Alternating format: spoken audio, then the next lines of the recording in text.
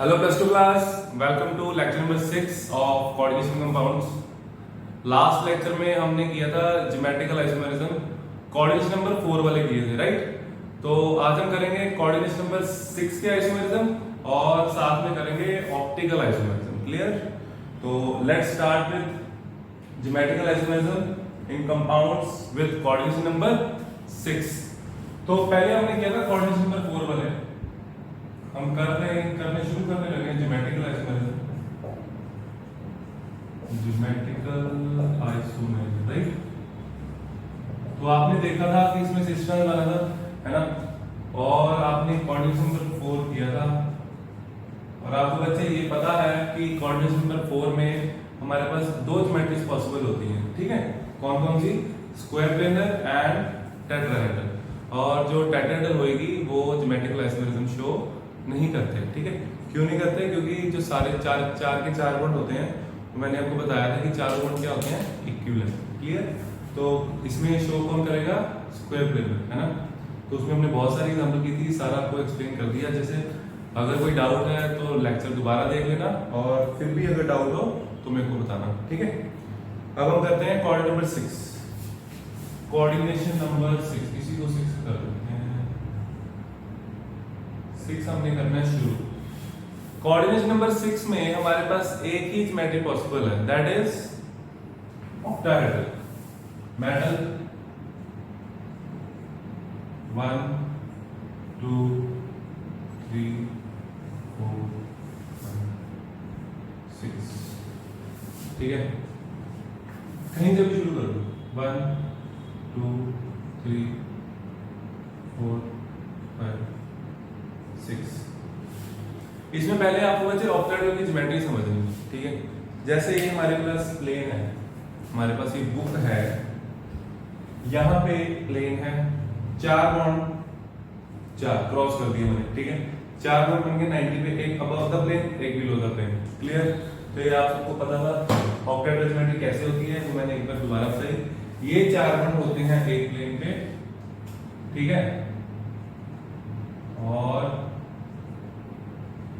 above the plane and below the plane, इसको हम बहुत अच्छे से शो कर सकते हैं। अगर आपने भी करना चाहो आप भी कर सकते हो, ठीक है? इसको हम थोड़ा सा सॉलिड बना देते हैं, ठीक है?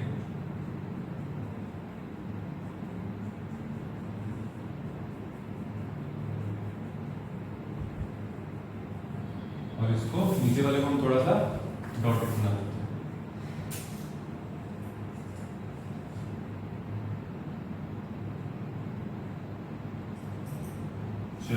अब आपको काफी क्लियर हो गया होगा, है ना? एक अबव द प्लेन है और एक बिलो द प्लेन, ऐसे, और यहाँ पे प्लेन है ना, ऐसे। क्लियर? चलो, तो इसमें सिस पोजीशंस कौन सी हैं और ट्रांस कौन सी हैं? देखें, देखो पहले हम देखते हैं सिस पोजीशंस कौन सी हैं। सिस पोजीशन इसमें होंगी कौन कौन सी? जो 90 डिग्री पे होती हैं। 1 और 2, 1 और 2, 1 और 2 का पेयर, दोनों एक साथ होंगे सिस में, है ना? फर्स्ट सेकंड के साथ सिस में है, सेकंड थर्ड के साथ सिस में है, थर्ड फोर्थ के साथ सिस में है। बिल्कुल सही।